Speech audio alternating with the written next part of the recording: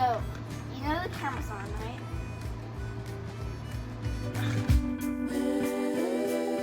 Hey guys, welcome to my channel, Healthy and Holy. I'm Rachel Lopez, and I'm making videos to teach and equip you to live healthy, whole, and holy unto God's glory. In this video, we are going to talk about snacking. Very relevant for right now as we're all at home during quarantine, and food can become a problem as it just sits there in front of us, beckoning us to eat it. So I'm going to address it, give you some cool tips on how to limit your snacking, and then also how is that related to our minds and then our spiritual lives. So snacking and feasting, here we go.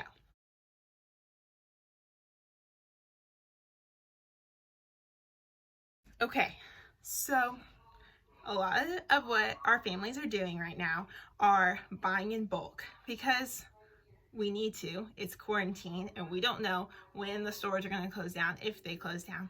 So we buy in bulk, like this trail mix, one of my favorites. For any of you who know me, I love trail mix. One of my favorites, I just discovered them, oven roasted chocolate almonds. One of my favorites, but also big bag. Okay, now for my guilty pleasures. So I have some tortilla chips. I love tortilla chips.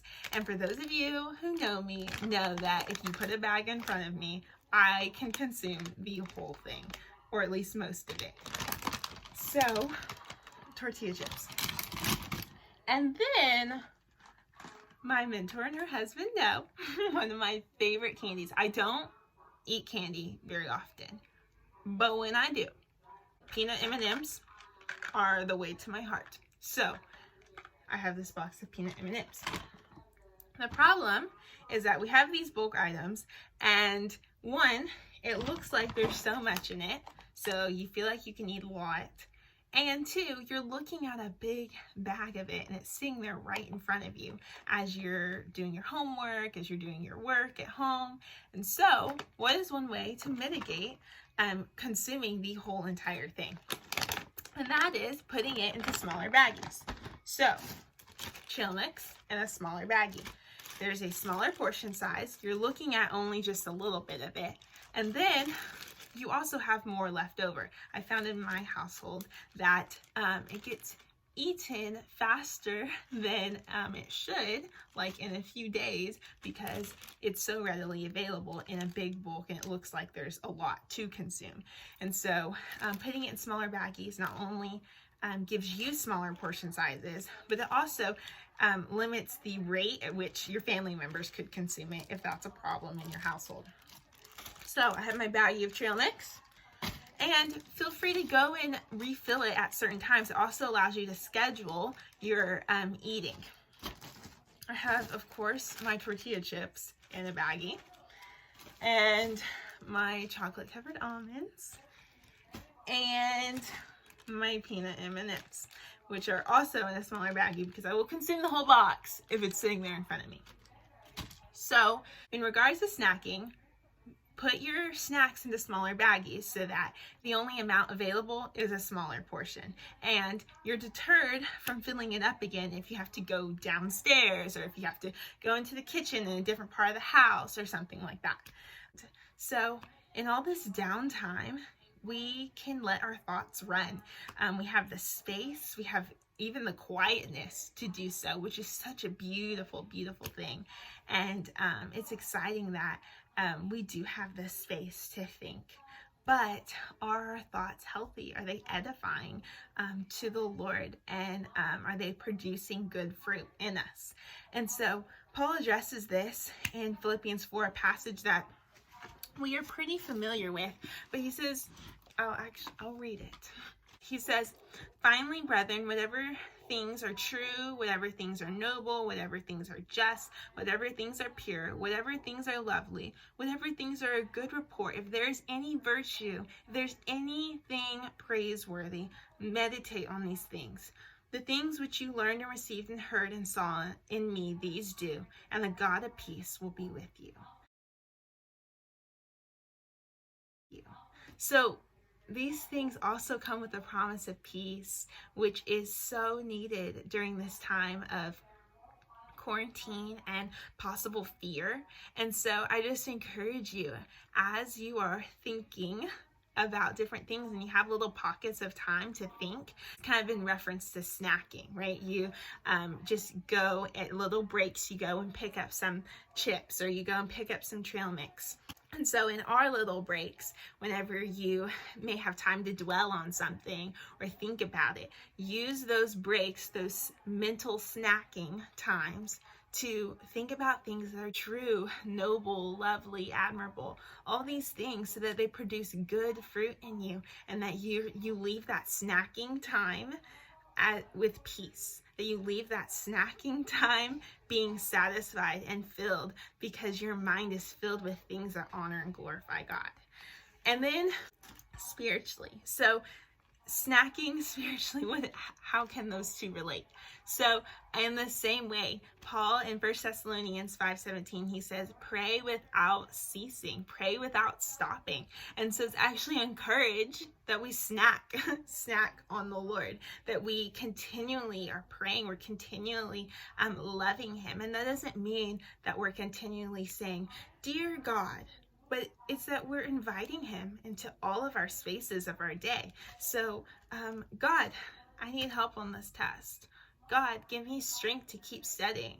I know for me, I've had a lot of exams coming up, and even this week already.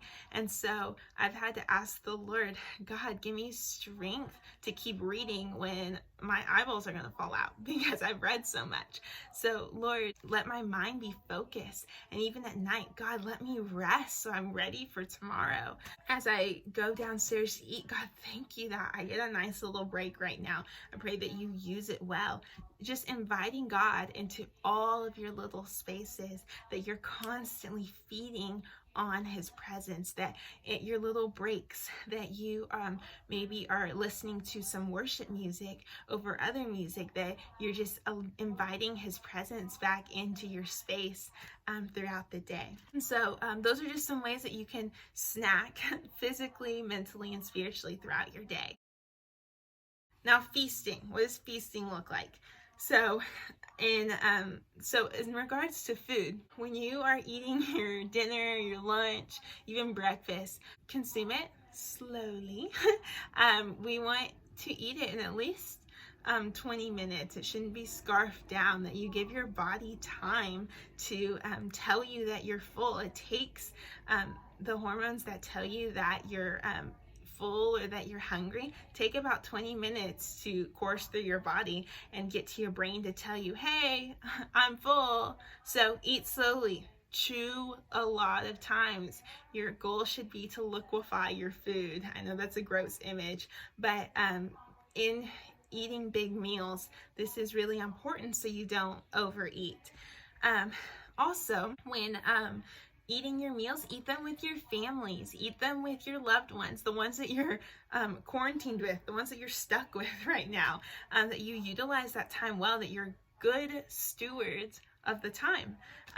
This time is precious to be with family all day. And so even though we have our own workspaces, like I barely see my family throughout the day, but our dinner times are precious. And so we eat dinner together, and that's our time to just reflect on the day, to connect with one another, to encourage one another, to pray for one another. And so I encourage you to do that in your own household as you're feasting during your meal times. And as far as mentally, there are times to mentally feast. We have this grand opportunity to be creative, to use our minds to do the things that God actually created us to do, which is to be creative, to reflect him in his image by creating things, by inventing things, by loving one another creatively, sending letters. He is a God of creativity, a God who makes de novo, things out of nothing. And so I just invite you, use your mental spaces when you have time to feast on something, a long time to think about something, that you're thinking about things that would produce life for the kingdom, that would produce and inspire others, that would encourage them to see the Lord, that and like in Matthew 5:16, that people would see our works and they would glorify the Lord. So I just invite you to do that. And then spiritually, this week I've been meditating on John 6. It's particularly John 6:53-58. So I'm going to read it to you and I'll talk about it. It says, "Then Jesus said to them, 'Most assuredly I say to you, unless you eat the flesh of the Son of Man and drink his blood, you have no life in you. Whoever eats my flesh and drinks my blood has eternal life, and I will raise him up at the last day. For my flesh is food indeed, and my blood is drink indeed. He who eats my flesh and drinks my blood abides in me, and I in him. As the living Father sent me, and I live because of the Father, who he feeds on me will live because of me. This is the bread which came down from heaven, not as your fathers ate the manna and are dead. He who eats this bread will live forever.'" The Lord invites us to feast on his body. He invites us to feast, to drink of his blood freely, because it's his gift to us. And our way that we get to love him back is to feast on him. And so during this time, especially as we're getting ready for the Easter season, this Sunday is actually Palm Sunday. It's Palm Sunday. And so I just invite you to take communion, that you would intentionally feast on his body, that you would drink of his blood, and that would be your sustenance in the morning as you're doing your devotion. Say, "God, thank you that we start our day with this thanks, that we get to feast on him and be satisfied, that our souls are satisfied from remembering what he did and being thankful that his body was the veil."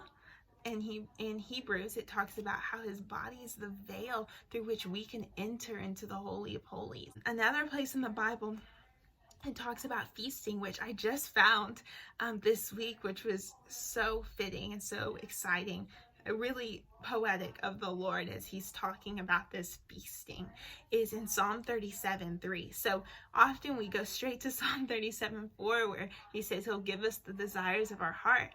But in Psalm 37:3, he talks about dwell in the land and feed on his faithfulness, that should be our sustenance, that we have the testimony that he has never let any of his loved ones down. David says he has been young and old, and he's never seen the righteous forsaken, and we still can testify to that today. And so I just invite you that your sustenance, that the food that sustains this itch and this hunger for fear, would be fed with the fact that he's faithful, that we look at the testimonies of the Bible, that we looked at the testimonies in our own life and our parents' life and our nation's life, our nation's history, that we'll see that God is faithful. And so feed on his body, feed on his blood, and feed on his faithfulness today and this week, especially as we approach Easter. So with all that being said, snacking and feasting, live healthy, whole, and holy unto God's glory. Hey, do you have any more of those? Sorry.